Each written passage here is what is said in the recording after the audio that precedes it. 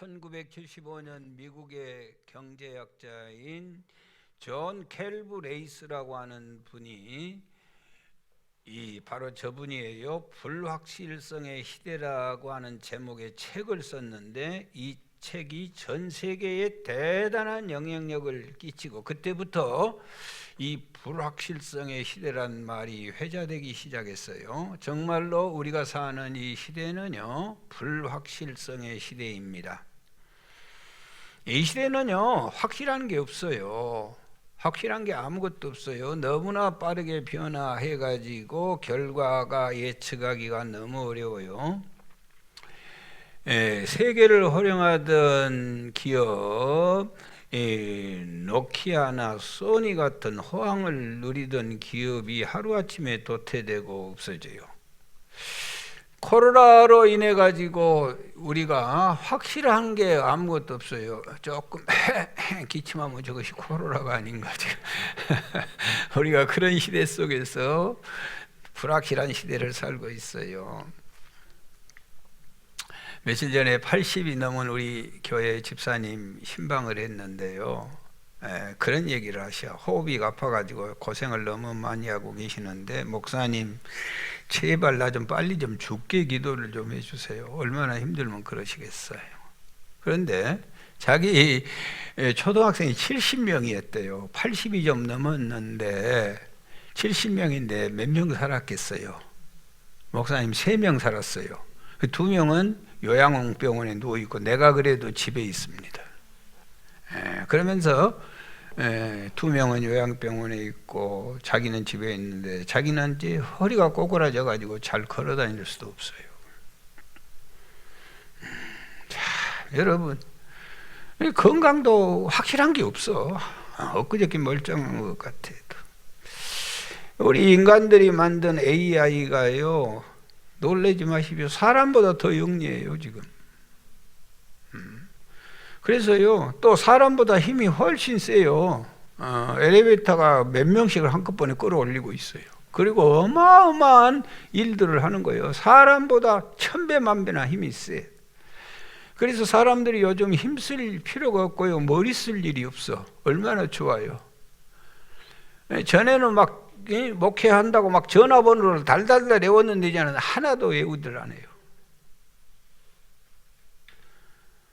놀라운 것은요, 힘을 안 쓰니까 우울증이 급증하는 거예요. 머리를 안 쓰니까요, 치매 환자가 급증하고 있어요. 인간들에게 편의를 제공하려고 인공지능 시대를 열었는데 도리어 인간에게 또 다른 근심 걱정거리가 생겨나는 거예요. 여러분, 건강이고 직장이고 미래고 아무것도 확실한 게 없어요. 삶이 풍요로워졌다 하지만은 두려움과 불안은 더해가고 있어요. 왜 젊은 아이들이 요즘 결혼을 안 하려고 그래요? 불확실하니까. 여러분, 참 나는 이런 거 보면 놀래요. 임 장로님, 우리나라 군인 수가 몇 명이나 될까요? 좀 60만이라고 우리인데 좀 안 된 것 같아요. 제대를 저렇게 빨리 시켜가지고. 그런데 우리 젊은 청소년들, 은둔정돈 젊은 청소년들, 밖에 나가지 않는 젊은 청소년들이, 방콕 가는 젊은 청소년들, 여러분, 우리 아이들이요 이렇게 돌아다니고 그래도 교회라도 오고, 이건 정말 업어줘야 돼요. 지금 군인 수하고 같대요. 건 55만에서 60만 가까이가 지금 방구석에 처박혀 있는 거예요. 그 기가 막힌 자원들이. 왜? 불안하니까. 사람 만나는 것도 다 불안하니까. 여러분, 우리가 죽고 천국 갈 것인가? 솔직히 말해서 갈 것 같아요? 못 갈 것 같아요? 또 간다 갈 거예요. 불안하지 않아, 솔직히. 그 시대를 중간지대라 한대. 중간지대가 어디서 생겼냐면요, 서커스맨들이 저쪽에 줄이 있는데 여기서 서커스를 확 놓고 저쪽 줄을 딱 잡아야 되는 거예요. 그럴 때 그 놓고 가는 것이 0.00 몇 초이지만은 그 순간이 그렇게 불안하다는 거예요. 못 잡으면 큰일 나잖아. 그걸 중간지대라고 해요. 여기 서커스 줄을 잡고 휙 날아가면서 앞에 있는 줄을 놓고 잡아야 되는데 그 찰나 그렇게 수없이 하지만은 불안한 거예요. 불확실해. 또 잡을 수 있냐? 여러분, 우리 인생이 그 중간지대에 우리가 와 있잖아요. 우리 어차피 이제 나야 돼요. 이 세상 안 놀 사람이 누가 있어요. 그리고 우리가 천국줄을 잡아야 돼. 그 불안한 거예요. 불안한 거예요. 불안한 거예요. 불안하지 않는 게 아무것도 없어요. 확실한 게 아무것도 없어요. 그러나 여러분, 다른 건 다 불안해도 다 불확실해도 확실해야 될 게 있어요. 변할 수 없는 것이 있어요. 절대로 이건 흔들리면 큰일 나요. 그게 뭐예요? 하나님 사랑, 예수 그리스도를 믿는 신앙이에요. 이건 절대로 불확실하면 큰일 난 거예요. 목숨을 버려도 포기할 수 없는 것이 뭐냐? 그게 믿음이에요. 절대 가치가 없다면 그건 믿음이 아니에요. 모든 것이 다 불확실해도 신앙만큼은 분명하고 확실해야 될 줄 믿습니다. 목숨이 떨어진 한이 있더라도 우리가 달려가야 할 깃발이 있어요. 그건 믿음의 깃발이에요. 사랑하는 여러분, 이 믿음이요, 절대 가치가 없으면 믿음 아닙니다. 믿음의 절대 가치를 부여할 수 없다면은요, 그 믿음을 통해서 아무것도 기대할 게 없어요. 저희 교회가 동남아시아 이쪽에 교회를 상당히 여러 개 세워준 것 같아요. 제가 가서 느낄 때마다 마음이 아파요. 신앙이 아니에요. 신앙이야. 선교사님들이 애쓰고 수고하겠지만 결과에 어떻게 되겠는지 모르겠지만은, 아니, 세상에 절대 가치를 인정을 안 하는 거예요. 그 주민들이. 아니, 금방 예배드리고 또 목사님 지나가면은 목탁 치고 있고, 똑같은 사람들이 또 그 지나가면은 천주 계신 분 아무 개념이 없는 거예요. 그러면서 복 받기를 기다려. 여러분 아십시오만은 절대로 복 받을 수 없는 거예요. 그렇게 믿어가지고 누가 복을 주겠어요? 믿음은요, 절대 가치를 부여할 수 있어야 돼. 목숨보다 더 소중하게 생각하는 것이 믿음이에요. 이게 없다면 우리는 신앙생활 잘못하고 있는 거예요. 오늘 본문을 기록하고 있는 요한 1서를 기록하고 있는 당시는요, 로마의 도미티안이라고 하는 황제가 다스렸는데, 우리 성경 전체가 다 박해 시대이지만은요, 그 당시에도 엄청난 박해를 받았어요. 생명, 재산, 가족, 아무것도 확실한 게 없어요. 아무것도 기약할 수가 없는데, 교회 안에는 또 영지주의라고 하는 이단이 판을 치고 있었어요. 안팎으로 교회가 어마어마하게 문제가 되는 거예요. 이 엄청난 박해 때문에 기독교로 전향했다가 다시 유대교로 돌아가 버린 교인들이 꽤나 많았어요. 절대로 흔들리면 안 된 신앙마저 흔들리고 있었어요. 여러분, 오늘 이 초대교인들이 만나 예배드려요. 그러나 다음 주에는 만날 기약이 없는 거예요. 그래서 그냥 악수하는 것도 그냥 악수하는 거 전부 그들은 끼어안고 서로 만남을 감격하고 다음 만날 수 없을 것 같아서 눈물로 포옹을 하는 거예요. 그리고 만나면 헤어지는 걸 그렇게 싫어하는 거예요. 몇 시간 동안 앉아서 찬송이 눈물이고 기도가 눈물이고 모임이 감격이에요. 여러분, 믿는다는 이유 때문에 재산이 내 재산이 아닌 거예요. 언제 그거 다 뺏길지 모르는 거예요. 믿는다는 이유 때문에 들려오는 소식은 누구는 불에 타져 죽었단다는 소식이에요. 요한 1서를 기록할 당시에는 총체적인 혼란의 시대인데, 이때 사도 요한의 요한 1서를 기록할 때는 주후 90년에서 100년 사이예요. 그러니까 예수 그리스도의 직접 사도된 제자들이 다 죽고 예수님의 어머니를 섬겼던 누구만, 사도 요한만 간신히 살아 있었는데 그 또한 노인이었어요. 밖은 박해가 심하지 안에는 영지주의장이 파니치지. 오직 이 지키는 교회를 지켜낼 사람은 누구냐? 사도 요한, 그도 또한 노인이었어요.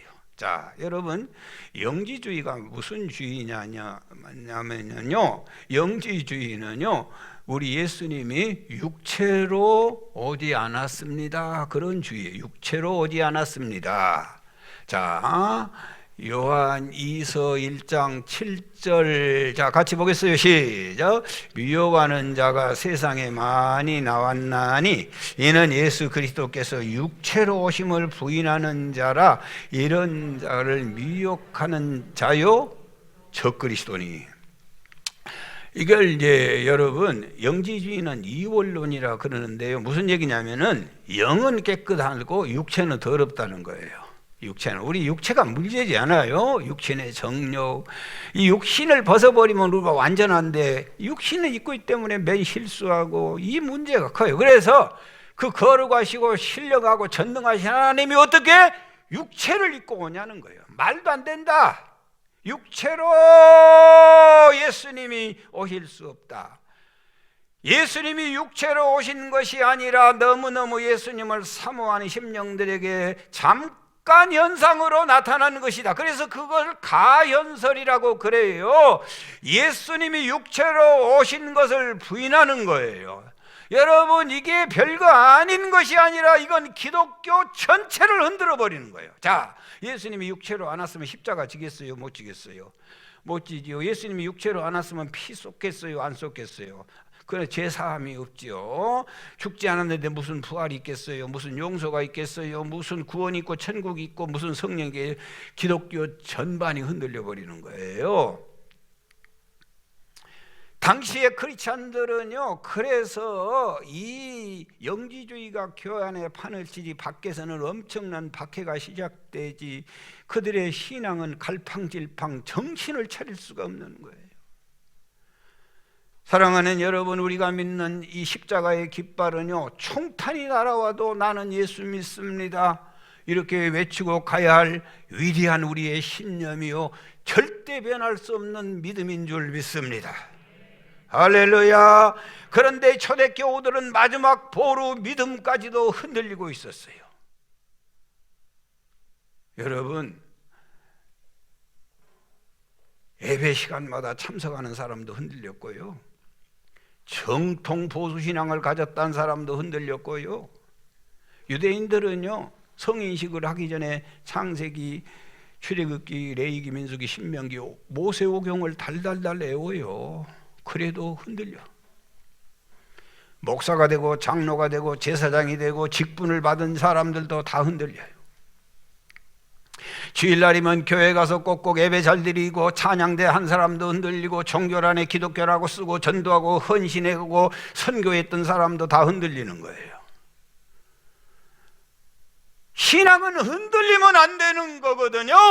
그런데 다 흔들리는 거예요. 여러분, 어떤 신앙이 흔들리지 않는 줄 아세요? 오늘 설교 제목이 뭐예요? 흔들리지 않는 사귐의 신앙. 아멘. 자, 1절 2절 같이 보시겠어요? 시작. 태초부터 있는 생명의 말씀에 관하여는 우리가 들은 바요, 눈으로 본 바요, 자세히 보고 우리의 손으로 만진 바라. 이 생명이 나타난 바 된지라. 이 영원한 생명을 우리가 보았고 증언하여 너희에게 전하였노니 이는 아버지와 함께 계시다가 우리에게 나타난 바 된 이시라. 태초부터 우리 예수님이 생명의 말씀으로 와 계셨고, 그 예수님은 내가 만져봤고, 내가 직접 들었고, 내가 예수님과 함께 식사를 했고, 몇 년 동안을 같이 살았고, 3년 동안을 함께 지냈다. 여러분, 이 노인 사도 요한이 나타나지 않았으면 누가 예수님께서 육체로 오지 아니하고 가연설 현상으로 나타났다고 하는데 반박할 사람이 없는 거예요. 그래서 수많은 크리스찬들이 흔들리고 있는데 거기에 사도 요한이 나타나가지고 무슨 소리?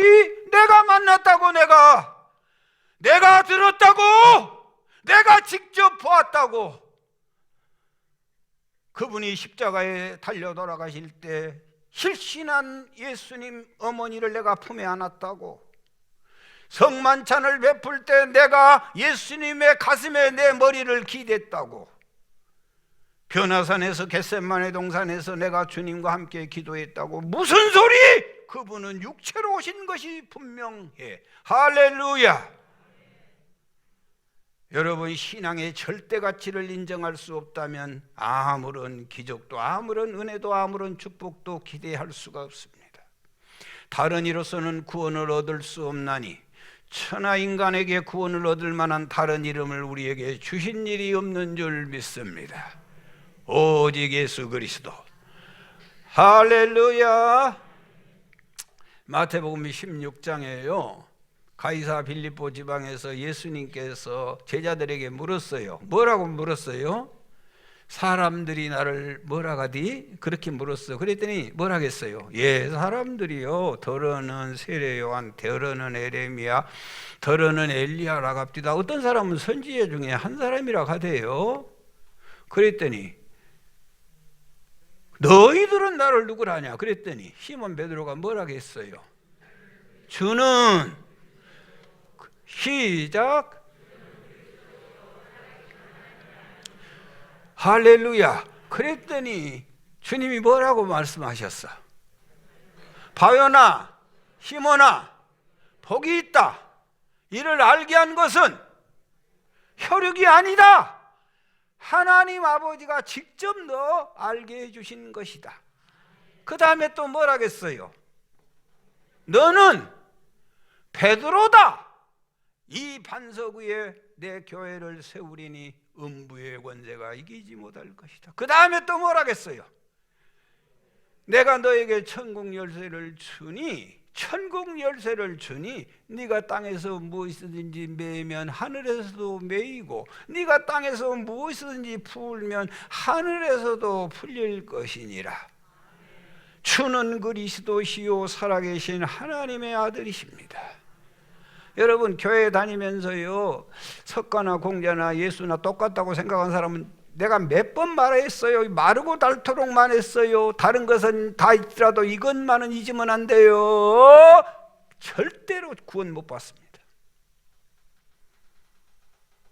신앙이, 종교가 상대 가치를 부여하는 것은 신앙이 아니에요.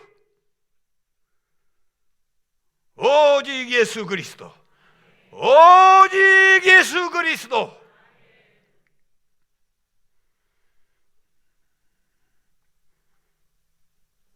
사랑하는 여러분, 예수님을 향한 믿음에 목숨을 걸 수 없다면 믿을 필요가 없는 거예요. 왜 여러분들에게 하나님의 돕는 손을 경험하지 못한 줄 아세요? 이 절대 신앙이 없으니까. 에스더처럼 죽으면 죽으리란 믿음 가지고 나가고, 다니엘처럼 사자굴에 들어가더라도 기도를 하고, 그때 하나님이 역사를 하고, 그때 하나님이 운행해 주신 줄 믿습니다. 흔들리지 않는 믿음. 여러분, 이건요, 지식적이고 이성적이고 감성적이고 이런 믿음 가지고 이 흔들리지 않을 수 없어요. 누가 흔들리지 않는 믿음을 가지고 있냐? 주님과 사귀어보는 믿음, 주님을 몸으로 체험해보는 믿음, 주님의 손길을 경험하는 믿음, 주님을 만나보는 믿음. 이 믿음만이 흔들리지 않는 믿음이에요. 이런 은총이 여러분들에게 있기를 바랍니다. 요한복음 17장 3절 시작. 영생은 곧 유일하신 참 하나님과 그가 보내신 자 예수 그리스도를 아는 것이니라. 영생은 죽어서 천국 간 게 아니고 영생은 예수 그리스도를 아는 것이다. 우리 교회는 실력이 있어가지고 이 안단 말이 이 히브리 말로 뭐라고? 그렇다니까. 다 안다니까. 일부도 다 알대. 그 야다란 뜻이 뭐예요? 부부 생활한다, 교제한다. 부부처럼 잘하는 사람이 없어.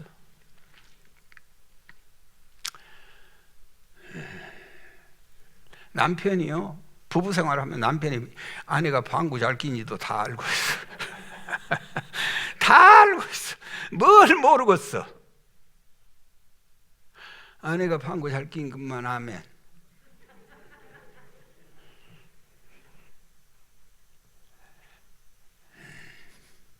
모를 게 없어. 모를 게 없어.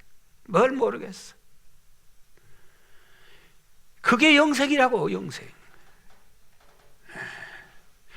여러분, 그 말은요, 코이노니아, 사귄다는 것, 주님과 교제한다는 거예요. 흔들리지 않는 신앙은요, 사도 요한처럼 주 예수님을 그렇게 아는 거예요. 아는 거. 예수님을 아주 친밀하게 아는 거예요. 주님을 체험하고 주님의 숨결을 느끼고 사는 사람이 흔들리지 않지. 무슨 성경을 좀 알고 무슨 목사 타이틀, 장로 타이틀 때문에 천만의 만만의 말씀, 교제하는 신앙, 사귀는 신앙, 체험하는 신앙, 이런 신앙을 가질 때에 흔들리지 않는 거예요. 할렐루야. 내가 들었다, 내가 보았다, 내가 만졌다, 그 말은 한마디로 내가 사귀었습니다. 사도 요한은 밤모섬에 하늘문이 열리고 그 하늘의 신령한 세계를 보고 요한계시록을 기록했잖아요. 그러니 그 어떠한 풍파가 몰아쳐도 끄떡도 하지 않는 거예요. 이런 절대 신앙을 갖는 여러분이 되시기를 축원합니다.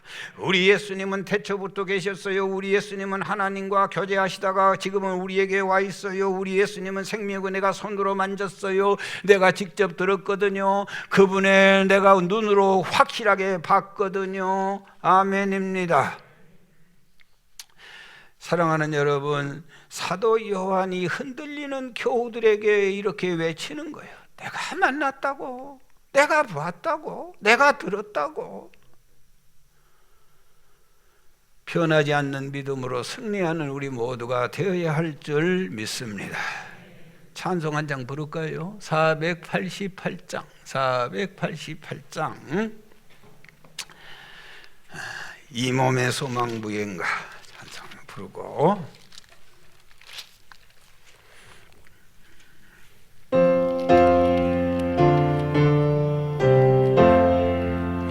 이 몸의 소망 무엔가 우리 주 예수뿐일세. 우리 주 예수 밖에는 믿으리 아주 없도다. 주 나의 반석이시니 그 위에 내가 서리라. 그 위에 내가 서리라. 무섭게 바람 부는 밤 물결이 높이 설렐 때 우리 주 크신 은혜에 희망에 닿을 줄이라. 주 나의 반석이시니 그 위에 내가 서리라. 그 위에 내가 서리라. 세상에 믿던 모든 것 끊어질 그날 되어도 그의 그 힘님 내 소망도 크리라. 저 나의 반석이시니 그 위에 내가 서리라. 그 위에 내가 서리라. 바라던 천국 올라가 하나님 전에 배울 때 그 주의 언약 미사와 힘을 더크리라. 주 나의 반석이시니 그 위에 내가 내가 서리라. 그 위에 내가 서리라. 바라던 천국 올라가 하나님 앞에 배울 때 그 주의 은을 힘입어 여시 앞에 서리라. 주 나의 반석이시니 그 위에 내가 서리라. 그 위에 내가 서리라.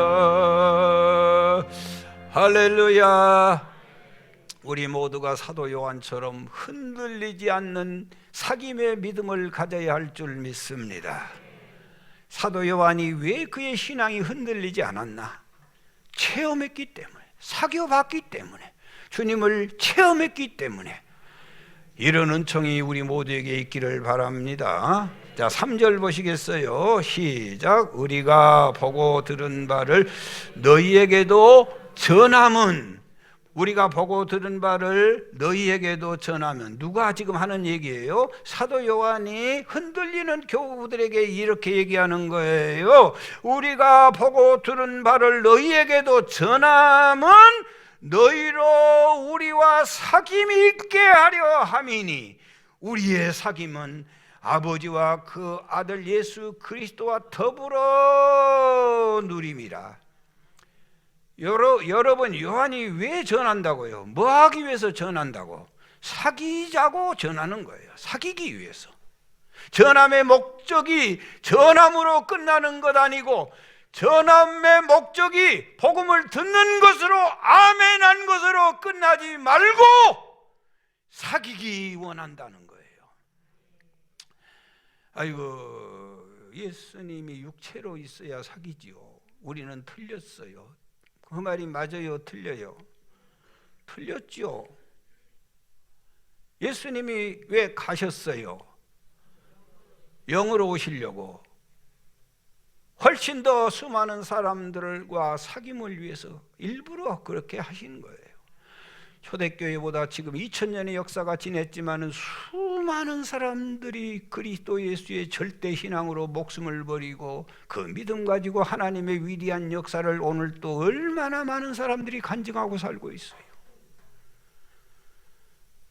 우리 주님은 더 많은 사귐을 위하여 승천하시고 영으로 오신 줄 믿습니다. 여러분, 예수님이 3년 동안 해놓은 것을 기록하면 이 세상에 쌓을 것이 없다고요. 어마어마한 일들을 감당했어요. 오늘 우리가 보고 들은 바를 너희에게도 전하면, 직접 크고 위대한 역사를 다 어떻게 설명할 수가 없어가지고 거길 하나님의 말씀을 묶어가지고 보내는 거예요. 마치 뭐가 같냐면요, 우리가 메일을 이 인터넷에 메일을 전송할 때 메일량이 너무 커요. 많고. 그럼 어떻게 해요? 압축을 시키는 거예요. 요즘은 컴퓨터가 하도 좋아가지고요, 자기들이 다 압축까지 해주더구만. 압축을 시켜 보내. 압축을. 그래서 압축을 시켜서 보내면, 메일 보냈다고 문자를 딩동 보내주면 아, 보냈구나. 그러면 받는 사람이 압축을 어떻게 해야 돼요? 압축 풀기를 해야 돼. 그러면은 그 어마어마한 몇 페이지 된 자료들이 그대로 다 오는 거예요. 그런데 압축 풀기를 안 하고 있어. 그러면 볼 수 있어요, 없어요? 없죠. 따라서 하세요. 압축 풀기 합시다. 오늘 또 하나님께서 하나님의 말씀을 전해요. 그런데 여러분들이 반드시 해야 될 일이 있어요. 그것은 압축 풀기를 해야 되는 거예요. 하나님의 말씀이 들려지지만은 말씀 듣고 아멘 아멘 하고 생각 없이 왔다가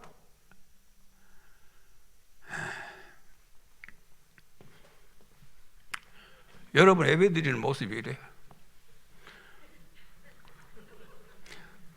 꼭 이래. 그러다가 또 이제 이렇게 해서 약간 눈도 좋게 뜨면 좋은데 이라고 또 아멘 그러면 아멘, 아멘도 좋게도 안 했고 아멘. 여러분, 세상에 이렇게 10년, 20년 신앙생활을 해요.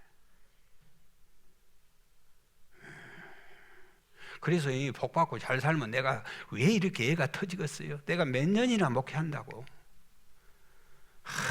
기가 막힌 거예요. 아무런 삶의 변화가 없어. 복음은 그런 게 아니거든요. 마음 하나를 못 열어. 목사가 여러분 죽이려고 작정한 사람입니까?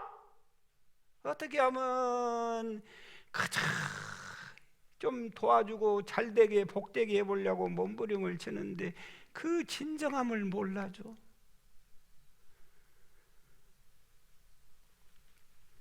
봐봐. 여러분이 그러고 있어. 마스크 벗으면 꼭 그래. 아멘.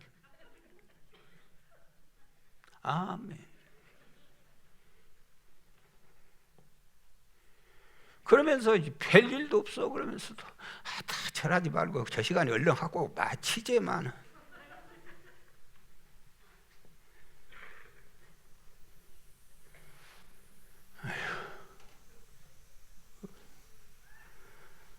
여러분 말씀 압축 풀기를 해야죠. 하나님께서 하나님의 우리가 보고 들은 바를 너희에게 전함은 너희로 우리와 뭐하기 위해서? 사귀기 위해서 전하는 거예요. 그런데 우리는 말씀 듣는 것으로 끝나. 말씀 속에서 압축 풀기, 말씀 풀기를 하면 거기에 예수님의 사랑, 예수님의 생명, 예수님의 능력, 예수님의 구원하심, 예수님의 부활하심, 예수님의 재림하심이 물밀듯 밀려오니 그 감격 가지고 승리하라고 주님이 말씀하고 계신 줄 믿습니다. 여러분 2000년 동안 기독교가 살아 움직이는 것은 정통신앙 아니고 이 사귐의 신앙이 믿음을 견고하게 세워지는 거예요.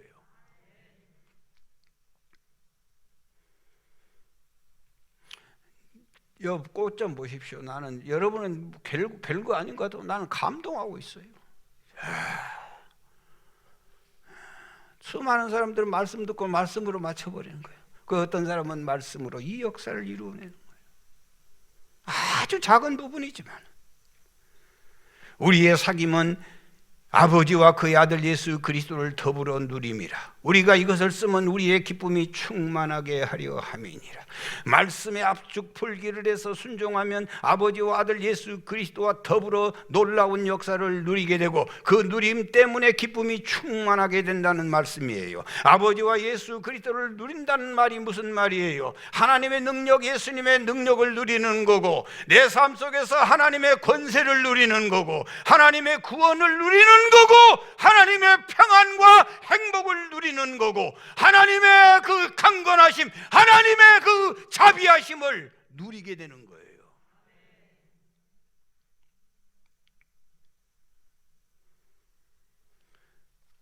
세상 살면서 맨날 피해만 입고 손해만 보고 살아가지고 교회 와서까지 바리케이트를 탁 치고 더 이상은 별소리를 해보세요. 나는 안 해요. 어둠에 잡혀 살던 자들이 빛 가운데 사니 얼마나 기쁘겠어요. 그건 무엇을 통해서? 사귐의 신앙을 통해서. 병든 몸이 치료받으니 얼마나 기쁘겠어요. 사탄에게 잡혀있던 자가 주 안에서 자유를 누리니 얼마나 행복하겠어요. 가난한 삶이 부유해져서 얼마나 좋아요. 깨어진 인간관계가 회복되니 얼마나 기뻐요. 물 같은 인생이 포도주 같은 인생이 얼마나 되었으니 얼마나 감격스러워요. 중풍병자처럼 자기 혼자는 올 수 없어서 4명의 친구들이 붙들어 왔지만은 치료받고 자기 혼자 와서 찬양대도 하고 하나님의 재단에서 봉사하게 됐으니 얼마나 감격스러운 일이에요. 가늠하다 현장에 잡혀 돌에 맞아 죽일 인간이 그리스도 예수의 죄 용서함을 받고 주의 백성이 되는 은혜가 있으니 얼마나 감격스러워요. 알코올 중독에 매여 있던 자가 자유와 해방을 누리고 사니 그보다 더한 감격이 어디 있겠어요. 음욕에 잡혀 있던 자가 거룩한 자로 변화되었으니 그의 감격이 얼마나 크겠어요. 여러분, 이 위대하고 놀라운 역사는 어디에서 이루어지냐? 하나님의 말씀을 붙들고 말씀 풀기를 시작할 때부터 그에게는 하나님을 누리게 되고 예수 그리스도를 누리게 되고 하나님의 위대한 역사를 누리고 되니 그의 기쁨은 터질 듯 크고 충만할 줄 믿습니다. 여러분, 말씀을 준비하는데 이 축구선수 손흥민이 세레모니가 생각났어요. 손흥민이 세레모니가 뭐예요? 다성아? 셀카. 골 넣고 꼭 그래. 이 셀카가요, 우리는요 모든 사물을 사진 찍을 때 따라서 샀어요. 예수님의 셀카. 이거 예수님의 셀카로 만물을 봐야 되겠구나. 그래서 요셉이요 예수님의 셀카로 형님들을 보는 거예요. 예수님의 셀카가 없으면은요 형님들 다 죽여. 그 어린 것을 그렇게 구박을 하고 세상에 살려달라고 애걸복걸했는데 히브리서에 보면은 그 무시하고 때려 죽이려고 하지 않아?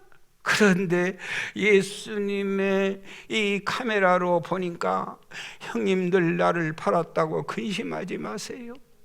우리 가족을 구원하려고 하나님이 나를 먼저 보냈어요. 걱정 마세요. 형님들을 먹여 살리고 형님들의 집안 식구를 먹여 살릴게요. 손양원 목사님도 예수님의 카메라로 두 아들을 죽인 안재선이를 봤어요. 그리고 양자 삼았어요. 그 사모님이 아니 그냥 용서하면 되지 왜 집에 들어와서, 저는 볼 때마다 두 아들들이 생각나서 못 살겠다고. 그랬더니 손양원 목사님이 뭐라고 말씀하셨어요? 성경에 어디 용서하라겠다냐? 원수 사랑하라겠다. 사랑하려면 집에 데려와서 밥 먹여야 사랑이요. 여러분, 그 당시에 손양원 목사님 말고도 많은 사람들이 죽었어요. 아들도 죽고 딸도 죽었어. 전쟁터에 수없이 죽었어. 얼마나 많은 사람이 비참하게 죽었어. 왜 손양원 목사님이 세계적인 목사가 됐냐? 그 원수를 예수 그리스도의 카메라로 보니 정말로 하나님의 말씀으로 보니 원수를 사랑해야 된다는 거예요. 그래서 그가 그렇게 위대한 사랑의 원자탄이 되는 거예요. 예수님의 셀카로 만물을 보시기 바래요.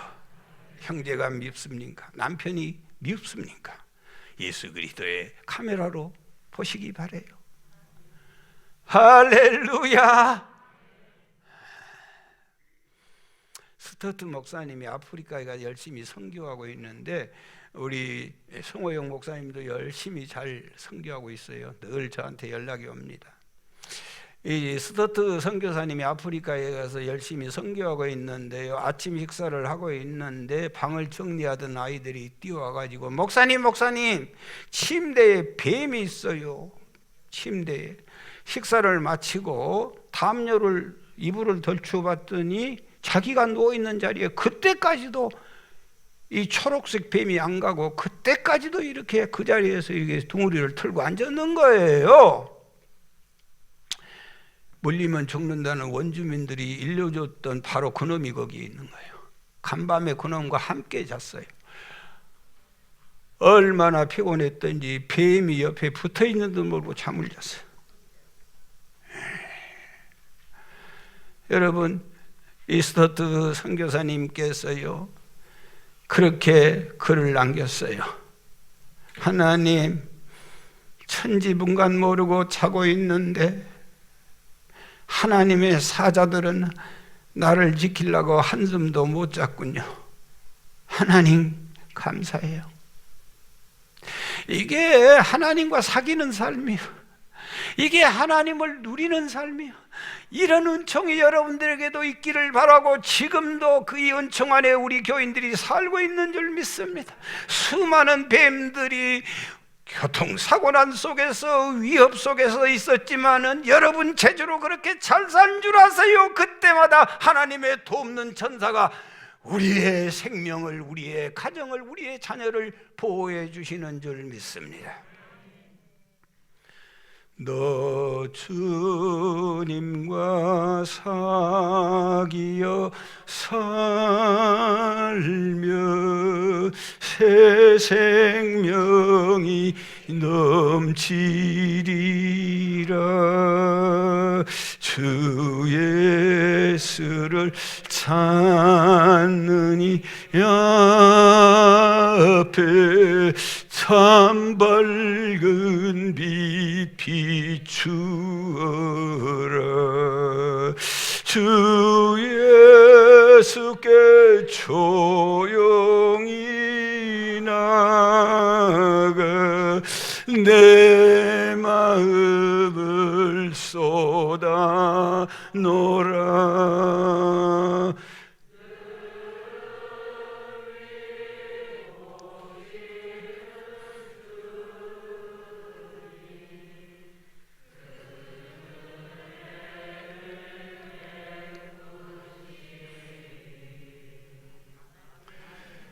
여러분, 어떤 신이 죄인된 우리를 친구 삼아 주시겠어요? 세상의 모든 신들은 다 총 삼아서 일시키고 고통 주고 괴로움 주고 위협 주고 그래. 나는 너를 더 이상 총으로 부르지 아니할 것이다. 죄짐 맡은 우리 구주 어찌 좋은 친구인지. 친구의 특징이 뭐예요? 사귀는 거 아니에요. 부모한테 말할 얘기가 있지만 친구 만나면 다 털어놓지 않아.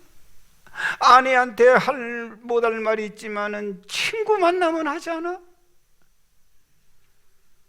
사랑하는 여러분, 주님과 사귀어 살면 새 생명이 넘칩니다. 예수님보다 더 좋은 친구가 어디 있어요?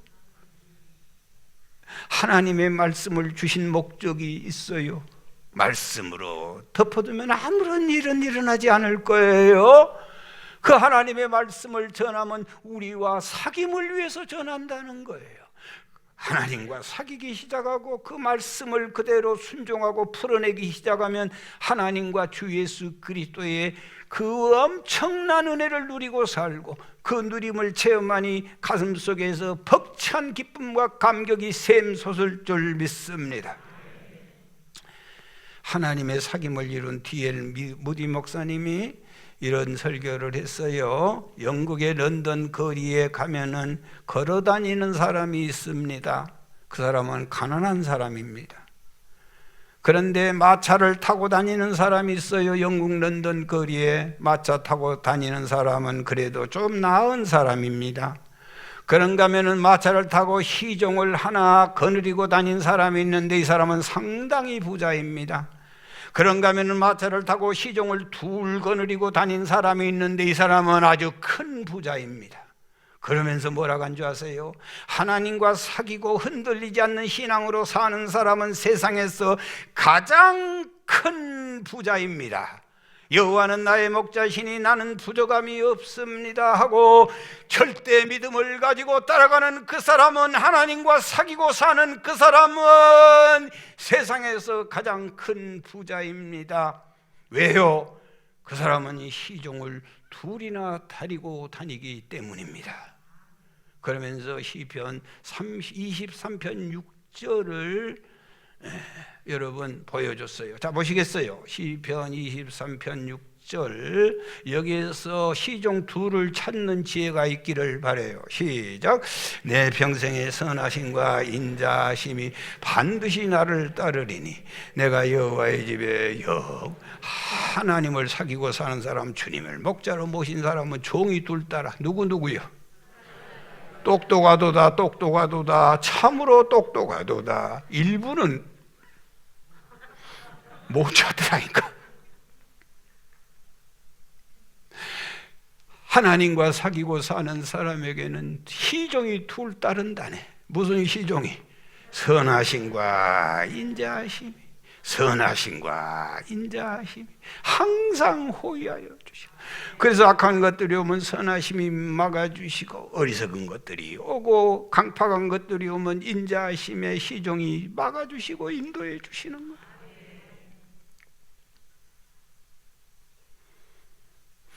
여러분, 성경에 다윗은요 주님 앞에는 못할 말이 없어. 시편 109편을 보면은요 자기 원수들을 향하여 다 쏟아.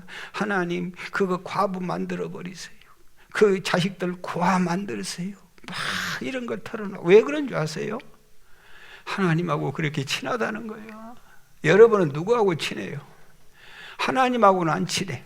그러니까 기도하면 거룩하시고 전능하시고 좋은 말만 해. 좋은 말. 그래 누구하고 친해? 사람하고 친해. 사람 만나면 영미 저것은 그러고 아라이 저것은 그러고 온갖 흉을 다 봐. 사람하고는 친해. 하나님하고는 안 친해. 안 친하니까 바리케이트를 치고 조심스럽게 얘기하는 거예요. 다윗은 하나님하고 너무너무 친한 거예요. 그 앞에 가면은 온갖 것을 다 쏟아내요. 하나님하고 좀 친하시기 바래요. 하나님을 많이 만나봐야 돼. 끝없이 경험을 하셔. 방법이 뭐냐? 하나님의 말씀 풀기를 하는 거예요. 삶 속에서 말씀을 몸으로 실천해 보는 거예요. 그때마다 하나님은 나타나셔서 우리를 하나님을 누리게 해주시고 예수 그리스도를 누리게 하시고 그럴 때 그 기쁨은 차고도 넘칠 줄 믿습니다.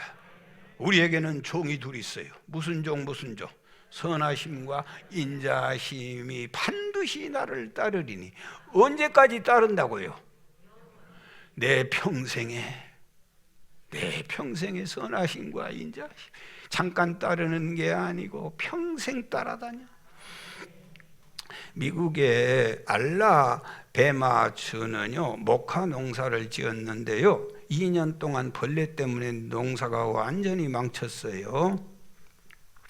병들고 굶어 죽어가는 사람들이 속출하고 민심도 흉흉해지고 살벌해졌어요.